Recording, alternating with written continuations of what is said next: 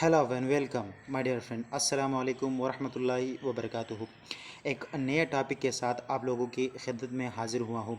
जिस तरह आपको पता है कि हमने इंग्लिश कंपलसरी 2 जो कि है कम्युनिकेशनल स्किल, उसके डिस्कशन को हमने शुरू किया था और सबसे पहले चैप्टर जो है जो कि इसे राइटिंग का है वो हमने पिछले वीडियो में किया था। उम्मीद है आपने पहले वाली वीडियो देखी होगी। अगर आपने हमारी पहली वाली वीडियो नहीं देखी तो मैं इस वीडियो के डिस्क्रिप्शन में उसका लिंक दे दूंगा। सबसे पहले आप वो वीडियो देखें ताकि आप हमारे पैरेलल जा सके। इस वीडियो में हम इंग्लिश कंपलसरी 2 का दूसरा चैप्टर जो कि है सीक्वेंसिंग और क्रोनोलॉजिकल आर्डर वो पढ़ेंगे। सीक्वेंस इंतहाई आसान टॉपिक है।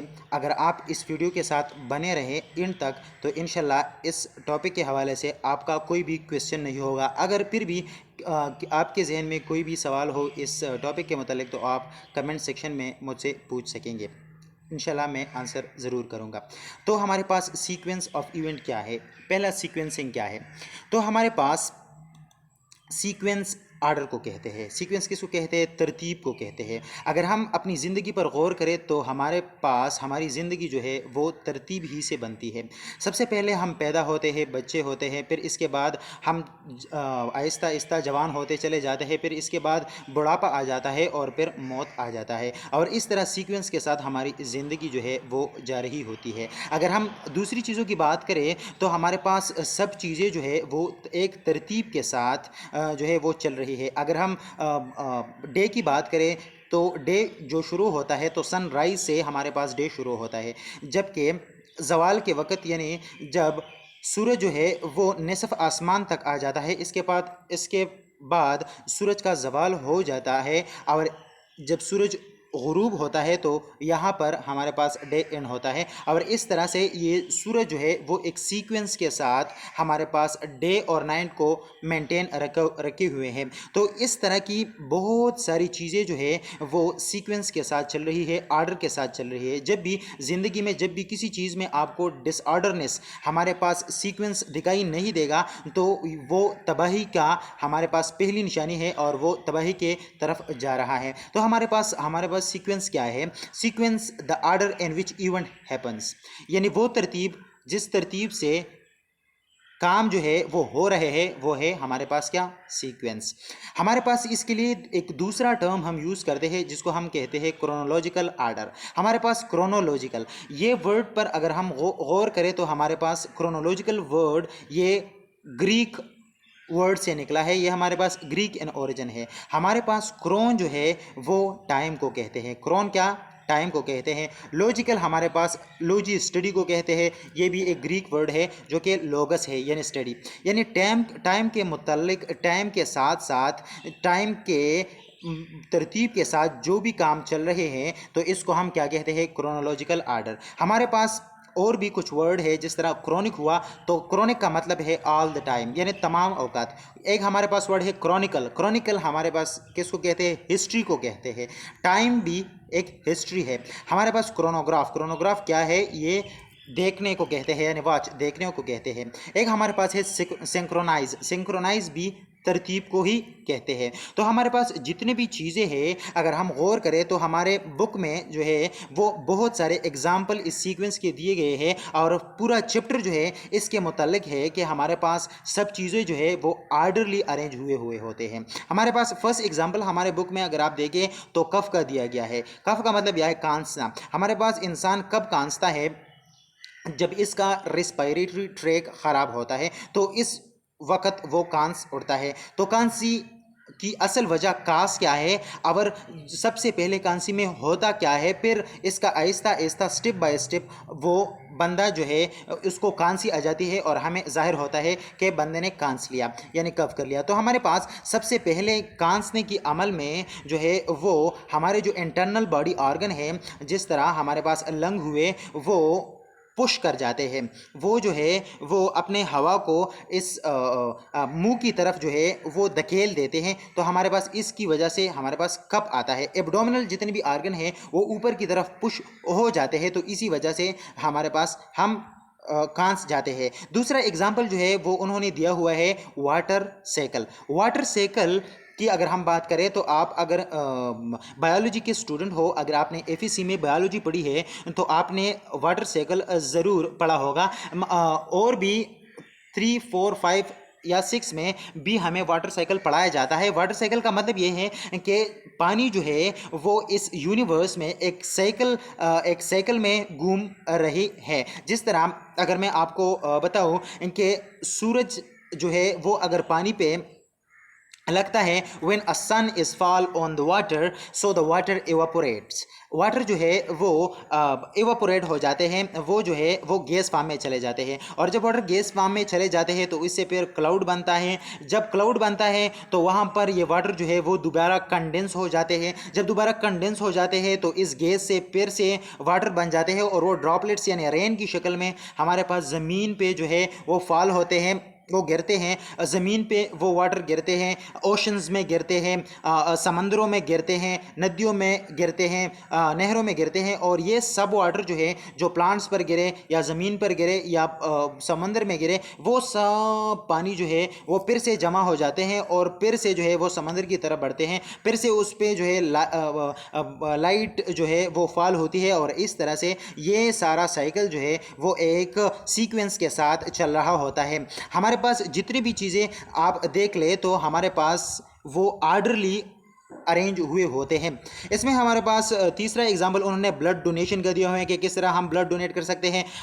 बुक में जो है वो क्रोनोलॉजी ऑफ मुग़ल किंग, यानी मुग़ल किंग में हमारे पास सबसे पहले जो बादशाह था वो था ज़हीरुद्दीन मोहम्मद बाबर, जिन्होंने सब कॉन्टिनेंट पे 1526 में जो है वो अपनी हुकूमत संभाली थी और बादशाह बना था। और आखिरी मुग़ल हुक्मरान जो था वो बहादुर शाह ज़फ़र था, जिसकी बादशाहत को ख़त्म किया था ब्रिटिश राज ने 1857 में। तो उन्होंने वो सीक्वेंस के साथ जो है वो अरेंज किया है कि सबसे पहले बाबर हुक्मरान रहा, फिर इसके बाद उसका बेटा हुमायूं हुक्मरान रहा, फिर इसके बाद तीसरा एग्जाम्पल यानी चौथा एग्जाम्पल जो उन्होंने बुक में दिया है वो है बेनज़ीर भुट्टो का, कि बेनज़ीर भुट्टो जो है वो कब पैदा हुई, 1953 में पैदा हुई, 1954 में पैदा हुई या 1931 में पैदा हुई, कब पैदा हुई, फिर उन्होंने तालीम किस तरह हासिल की, फिर पॉलिटिक्स में कब आई, फिर उन्होंने जो है वो कब प्राइम मिनिस्टर बनी फर्स्ट टाइम, कब प्राइम मिनिस्टर बनी सेकंड टाइम, कब प्राइम मिनिस्टर बनी, उसकी जो है वो सारा क्रोनोलॉजिकल आर्डर में वो सबको अरेंज किया हुआ है उन्होंने।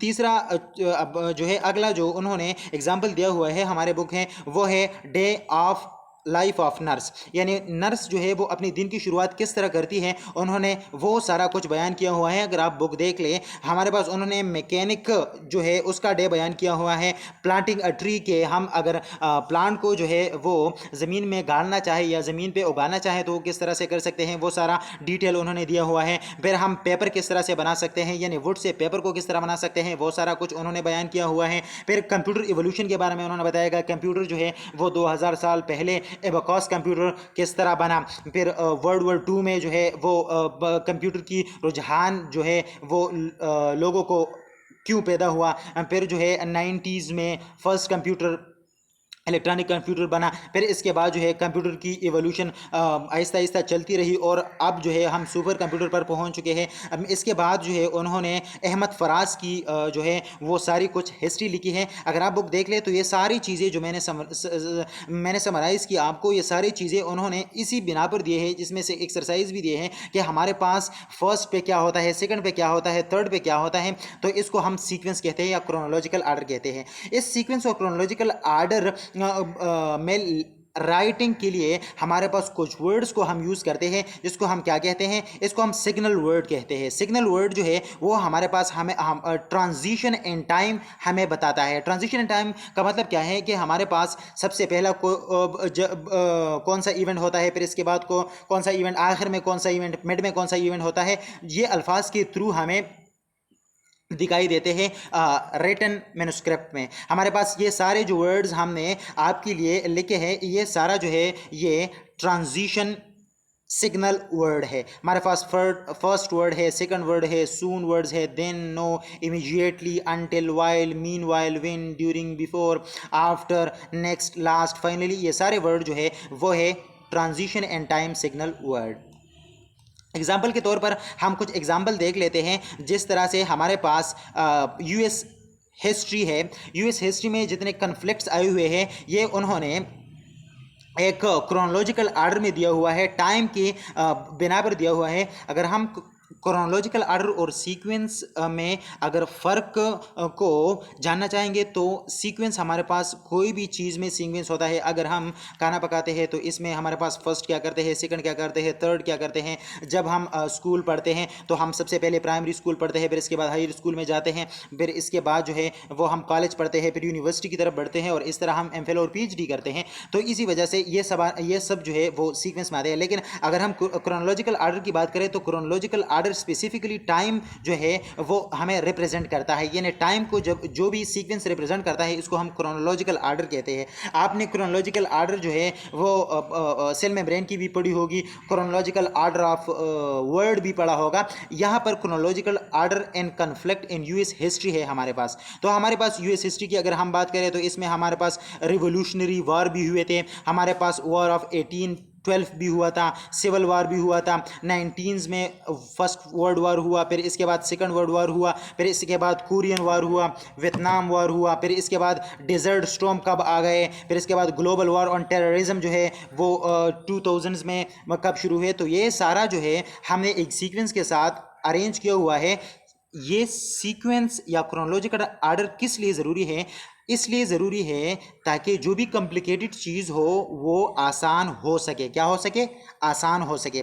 और इस क्रोनोलॉजिकल आर्डर और सीक्वेंस के ज़रिए से बहुत सारी चीज़ें जो है वो हमें याद रहते हैं, बहुत लंबे समय याद रहते हैं। अगर हम रेंडमली कोई चीज़ जो है वो देख लें वो हमसे ज़्यादा कम अरसे में जो है वो हमारे जहन से ओझल हो जाते हैं और हमारे जहन से गायब हो जाते हैं। अगर हम किसी चीज़ को क्रोनोलॉजिकली यानी सीक्वेंस के साथ याद करेंगे तो वो लॉन्ग लास्टिंग मेमोरी में चले जाते हैं और बहुत देर तक हमारे मेमोरी में होते हैं। इस तरह से दूसरे एग्जाम्पल आप देख सकते हैं कि हमारे पास जॉन पॉन्स डिलून की हमारे पास हिस्ट्री है, यानी इसकी जो है वो एक सवानुमरी उन्होंने लिखी है कि हमारे पास ये बंदा जो है 1474 में किस जगह पर पैदा हुआ था, स्पेन में पैदा हुआ था। फिर उन्होंने 1493 में जो है वो क्रिस्टोफर कोलंबस के साथ जो है यानी कोलंबस के साथ उन्होंने सफ़र किया था। फिर इसके बाद जो है वो हेस्पिनुला का गवर्नर कब बना? तो 1503 में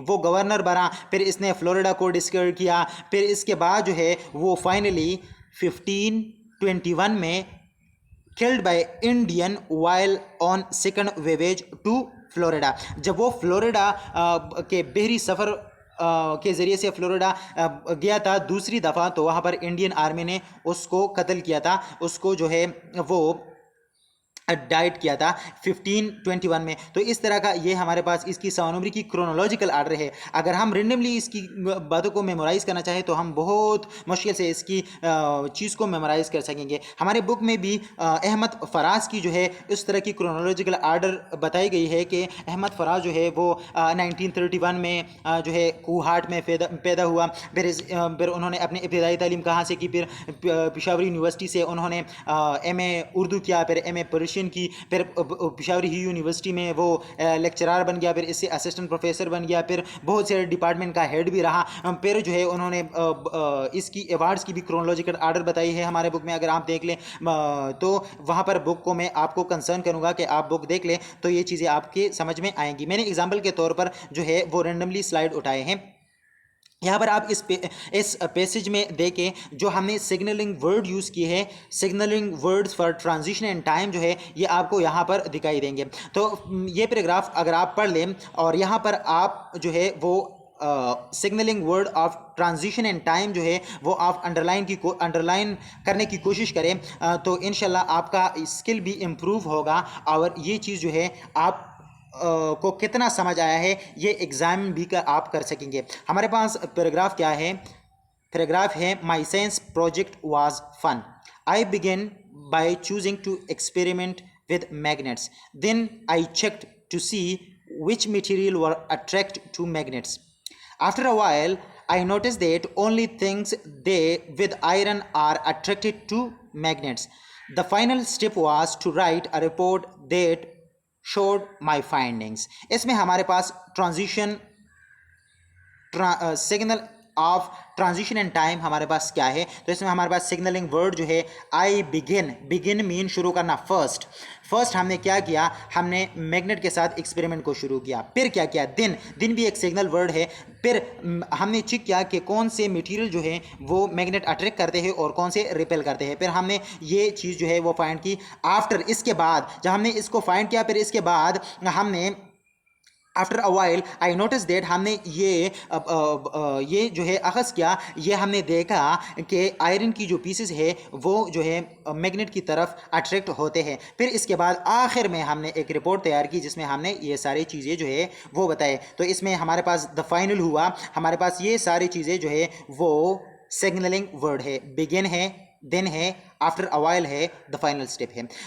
अगले एग्जाम्पल की तरफ बढ़ते हैं। ये जो है आपने करना है और इसकी सिग्नलिंग वर्ड जो है आपने हमें कमेंट सेक्शन में ज़रूर बताने हैं, मैं ज़रूर देख लूँगा ताकि हमें भी पता चल सके कि ये टॉपिक जो है कितना आप लोगों की समझ में आया है। बहुत ही आसान टॉपिक है, ऑर्डिनरी लाइफ की टॉपिक है, क्योंकि हमारे पास सारा कुछ जो इंग्लिश कंपल्सरी 2 में है वो सारा डेली लाइफ के एग्जाम्पल पे बेस है। हमारे पास दूसरा एग्जाम्पल है, it's important to know what to do if your clothes your cage on fire. First you need to stop what you are doing. Next you need to drop to the ground. Then you need to roll around until the flame have been smoothed. Finally you should seek medical attention. इसमें आपने इस paragraph को समझना है, फिर इस paragraph में आपने सिग्नलिंग वर्ड को जो है वो चूज करने हैं। वीडियो को स्टॉप करें और सिग्नलिंग वर्ड को चूज़ करें, फिर जो है वो हमें कमेंट सेक्शन में ज़रूर बताएं। इसके बाद वीडियो को शुरू करें। इसमें हमारे पास ये जो है फर्स्ट यू नीड, हमारे पास फर्स्ट सबसे पहले जो है, अगर आपके कपड़ों को आग लगी है तो फर्स्ट आपने क्या करना है, तो सबसे पहले आपने जो है वो कपड़ों पे जो आपकी आग लगी हुई है इसको जो है वो रोकना है। इसके बाद आपने ज़मीन पे लेट जाना है और ज़मीन पे रोल करना है। इसके बाद जो है जब आप ज़मीन पे रोल करते रहेंगे तो इस वजह से आपका जो फ्लेम है, यानी मतलब जो फायर है, जो आग है, वो बुझ जाएगा। फिर इसके बाद आपने मेडिकल चेकअप कराना है, यानी डॉक्टर के पास जाना है और मेडिकल चेकअप कराना है। ये फाइनल स्टेप है। सबसे पहले आपने आग को जो है वो बुझानी है, फिर इसके बाद आप डॉक्टर के पास चले जाएंगे चेकअप के लिए। एक और एग्जाम्पल की मदद से हम इस चीज़ को और भी बूस्टअप करेंगे, इस प्रोसेस को। ये हमारे पास जो है ये आपके लिए टेस्ट है। ये आपने जो हम क्वेश्चन आप पे छोड़ेंगे वो क्वेश्चन आपने करने हैं और हमें कमेंट सेक्शन में ज़रूर बताना है। ये पैराग्राफ जो है आपने गौर से पढ़ना है, फिर इसके बाद हम अगले स्लाइड में आपसे क्वेश्चन करेंगे, 2 क्वेश्चन, आपने उसके जवाब हमें कमेंट सेक्शन में ज़रूर बताने हैं। हमारे पास पैराग्राफ है, painting our home was a lot of work. First we had to scrape off all the old paint, then we had to carefully cover all the windows so that they wouldn't get painted. After that we applied a coat of primer. The last step was to carefully brush on the new colors. It was tiring. हमारे पास ये बंदा बता रहा है कि घर को paint करना जो है वो इंतहाई मुश्किल काम है। सबसे पहले जो है आपने जो पुरानी रंग है उसको जो है आपने साफ़ करना है, फिर इसके बाद विंडो जो है आपकी जो खिड़कियां हैं उसको कवर करना है, ताकि अगर हम न्यू कलर वॉल पे न्यू कलर करेंगे तो वो कलर जो है आपकी खिड़कियों पे गिर न जाए, आपके डोर्स पे गिर न जाए, तो उसको फिर कवर करना है। फिर इसके बाद जो है सबसे पहले आपने प्राइमरी कलर लगाना है, प्राइमरी कोट लगाना है। प्राइमरी कोट इसलिए लगाते हैं लोग वॉल्स पे, हमारे पास अमूमन हमारे यहाँ जो है सबसे पहले चूना लगाया जाता है। चूना इसलिए लगाया जाता है कि जो है वो हम पेंट जब दीवार को पेंट करेंगे तो वो ज़्यादा समय तक जो है उस पर चिपकी रहे। अगर हम पेंट करेंगे चूने के अलावा तो वो रंग जो है, वो कलर जो है, वो पेंट जो है वो ज़्यादा समय तक चल नहीं सकता। तो हम पहले कोट ऑफ प्राइमर लगाते हैं, फिर इसके बाद आखिर में जो है हम न्यू कलर लगाते हैं। तो हमारे पास आपके लिए हमारे क्वेश्चन है, the information in this passage is mainly organised, यानी इस पैसेज में जो है जो इन्फॉर्मेशन है, जो मालूमात है, वो किस तरह अरेंज किए हुए है हमने। कंपेयरिंग एंड कंट्रास्ट है हमारे पास, काज एंड इफेक्ट है, या क्रोनोलॉजिकल आर्डर है या main idea and support example है। यह हमारे पास किस सीक्वेंस में है। हमें यहाँ पर पैराग्राफ में हमने चीज़ों को कंपेयर किया हुआ है या हमने किसी चीज़ के बारे में बताया है कि इस केस के काजेज ये है, इसी वजह से हमारे पास ये चीज़ बनता है और इसके इफेक्ट्स यानी नतीजे ये है, या इसमें हमारे पास हमने सीक्वेंसली बताया है कि फर्स्ट क्या करना है, सेकंड क्या करना है, थर्ड क्या करना है, या हमने यहाँ पर जो है वो एक मेन टॉपिक को डिस्कस किया और इसके लिए एग्जाम्पल लिया है। तो कमेंट सेक्शन में ज़रूर बताइए कि इसमें ऑप्शन ए आता है, बी आता है, सी आता है या डी आता है। इसके बाद जो हमारे पास अगला क्वेश्चन है आपके लिए, यह है 1 करोड़ रुपए के लिए अमिताभ बच्चन की प्रोग्राम है। Approximately how much time Ellipsis in this passage. यहाँ पर कितने टाइम्स जो है वो ये कलर लेगा, कितने टाइम जो है वो दिया गया है। 2 वीक्स दिया गया है, 10 ईयर दिया गया है, 50 ईयर दिया गया है या 100 ईयर दिया गया है। आपने हमें कमेंट सेक्शन में ज़रूर बताना है।